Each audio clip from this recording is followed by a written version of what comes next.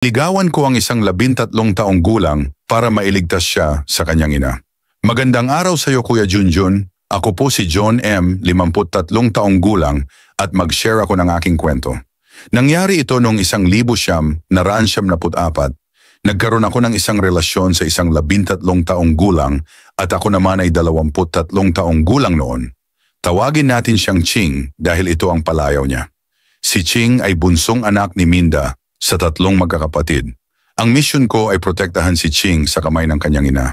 Dahil ang ina niya ay isang drug pusher at user, yung panganay na anak na babae na si Joy ay napariwara ang buhay dahil sa kagagawa ng ina.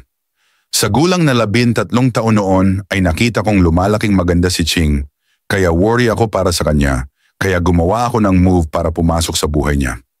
Nahalata ito ng kanyang ina na lagi kong kinakausap si Ching at minsan ay nagre-regalo pa ako sa kanya.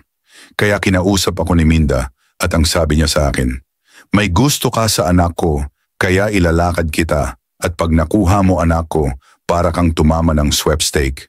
Hindi pa uso loto noon. Nagulat ako sa sinabi niya. Alam mo Kuya Junjun, gabi-gabi ay pinapasok niya ako sa bahay nila para manligaw sa anak niya. Pero sa kabila nito ay nagalit ang aking ina at maging ang mga kapitbahay dahil ang kanilang bahay ay pot session at pilihan ng pinagbabawal ng gamot. Sinaway ko ang akin ina at hindi ko inintindi ang mga kapitbahay dahil ang misyon ko ay pumasok sa buhay ni Ching at kapag napasagot ko siya ay mapoprotektahan ko na siya sa kamay ng kanyang ina. Sa utos na rin ng ina ni Ching ay sinagot niya ako sa mismong birthday ko noong Disyembre 27, 1994. Pero lumipas ang ilang buwan ng aming relasyon ay napamahal na rin si Ching sa akin. At dito ay tuwang-tuwa ang kanyang ina at dito na niya ako kinausap ng masinsinan. Ngayon mahal ka na ng anak ko, gusto kong maranasan niya ang sarap ng pakikipag-boyfriend, galawin mo siya. Nanlaki po ang mata ko sa narinig ko at hindi agad ako makasagot. Pag hindi mo ginalaw yan ay ko sa hapon yan, magkakapera pa ako, ang dagdag pa niya. Hindi agad ako nakapagsalita o nakasagot sa mga sinabi ng kanyang ina, Kuya Junjun. Natakot ako at baka totohanin niya, kaya nagdesisyon ako na gawin ang gusto niyang mangyari para sa anak niya. Kinausap niya din si Ching sa gagawin namin. Nataon na walang tao sa kanilang bahay kundi kaming 3 lang. Lumabas siya para magsilbing lookout. Dahil ayaw kong lumayo sa akin si Ching, ay ginawa na namin pa unti-unti. Ayaw ko biglayin Kuya Junjun, iniisip ko ng panahon na yon ay sobrang bata pa niya. May 24, 1,995, nakuha ko pagkababae niya sa napakamurang edad. Tuwang-tuwa ang kanyang ina sa nangyari sa amin. Nasundan pa ng maraming beses at minsan pinapanood pa kami ng kanyang ina. Buwan ng Setyembre 1995, hindi na dinatnan ng buwang dalaw si Ching at dito kami kinabahan. Hanggang umabot ito ng Disyembre.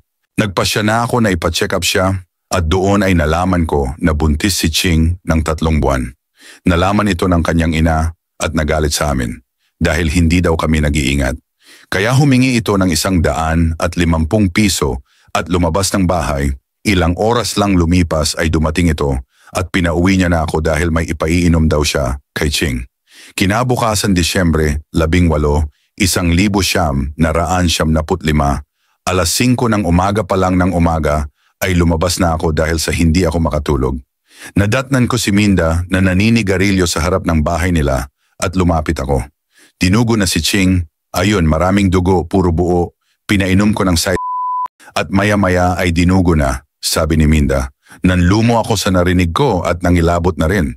Pinalaglag niya ang pinagbubuntis ni Ching, natim niya maglaglag ng bata, panay ang sermon niya sa akin Kuya Junjun, hindi daw ako marunong mag-ingat at dapat daw mas matanda ako at ako ang mag-adjust. Ang tanong ko lang noon ay, sino ba nag-utos na gawin namin yon Kuya Junjun, di ba siya mismo?